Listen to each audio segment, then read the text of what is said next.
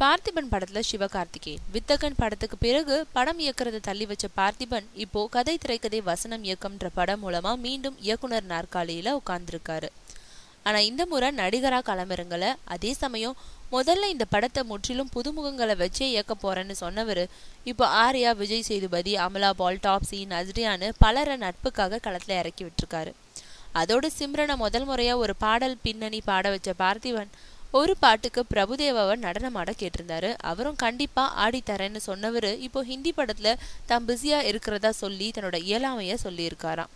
அதனால அந்த பாட்டுக்கு யாரை நடனமாட வைக்கலான்னு யோசிச்ச பார்த்திபன் சிவகார்த்திகேயனை ஒப்பந்தம் செஞ்சுட்டாராம். சிவகார்த்திகேயனோட மார்க்கெட்டை கருதி அவரை தன்னோட வேலையில்லா பட்டதாரி படத்துல ஒரு பாட்டுக்கு தனுஷ் நடனமான வச்சிருக்கிறது மாதிரி இப்போ பார்த்திபனும் அவரோட வேல்யூ தெரிஞ்சு நடனமாட வைக்கிறாரு. ஆக பார்த்திபனோட கதையே இல்லாத படத்துக்கு ஒரு பெரிய கமர்ஷியல் கூட்டமே சேர்ந்துடுச்சு.